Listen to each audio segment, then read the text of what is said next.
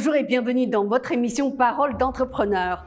Comme beaucoup d'entre vous le savent sans doute, malgré l'épidémie de coronavirus, la 3e édition de la Foire internationale d'importation de la Chine s'est déroulée comme prévu du 5 au 10 novembre à Shanghai.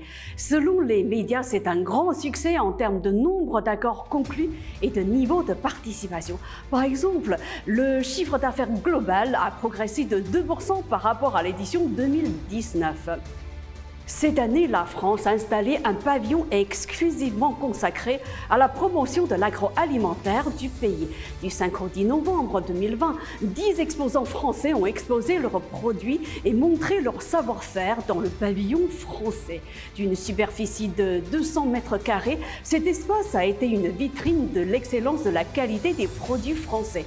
Produits qui répondent aux attentes des consommateurs chinois en matière de sécurité, de santé et de prix. Aujourd'hui, nous avons choisi de braquer notre projecteur sur une société française qui avait son stand à cette 3e foire internationale d'importation de la Chine. Il s'agit de FIVA, spécialisée dans l'organisation des prestigieux concours pour les vins et spiritueux du monde entier. En direct de Shanghai, Olivier Boucher, son fondateur, répond à nos questions. Est-ce que vous pouvez nous dire pourquoi votre société est présente à cette foire? Nous sommes à notre 3e présence au CIE de Shanghai, où nous organisons une plateforme de producteurs de vins et de spiritueux qui souhaitent développer leurs affaires en Chine. Nous sommes organisateurs de 3 concours internationaux, FIWA, FIWA Bio et FISA. Ce sont des concours qui ont lieu 2 fois par an, au printemps et en automne, ce qui permet à des producteurs de vins ou de spiritueux de se distinguer dans nos concours et de pouvoir venir un peu plus armés sur le territoire chinois. Nous organisons aussi des événements régulièrement sur ce pavillon français afin de le faire rencontrer des acheteurs, des importateurs, des distributeurs chinois venus spécialement sur notre pavillon chercher des produits qui ont de la notoriété et surtout des produits médaillés. Les produits médaillés de nos concours qui sont présents ici sur nos différents pôles de producteurs les aident énormément à pouvoir se faire remarquer par des prescripteurs chinois. Vous étiez présente à la foire précédente. Quelles sont les différences entre la 3e et la 2e édition? Il y a autant de visiteurs qu'à la 2e édition du CIE.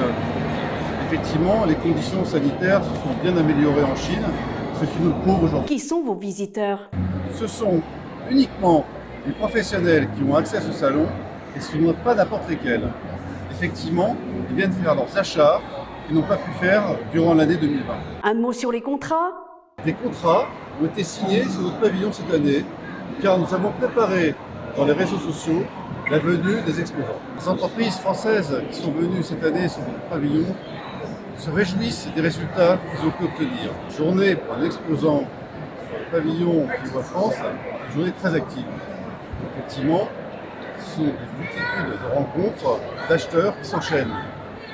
Et surtout, ça ne s'arrête pas à la journée, puisque le soir, ils sont aussi en situation de rencontre avec des prospects ou des clients qui souhaitent dîner avec eux. Donc je peux vous assurer que les journées et les soirées sont bien remplies. Comment s'organise votre séjour sur place? L'hôtellerie et la restauration ont de très bon niveau en Chine. Pour pouvoir venir au salon du CIE, il est desservi par le métro directement, ce qui est très pratique et très bien organisé. Quels conseils donneriez-vous aux entreprises françaises qui souhaitent participer à cette foire d'importation? L'entreprise doit déjà avoir envie de venir en Chine. Il faut qu'elle prévoie un budget pour ses déplacements, pour la prise d'un stand, ainsi que ces rencontres qu'elle va faire forcément sur le territoire chinois.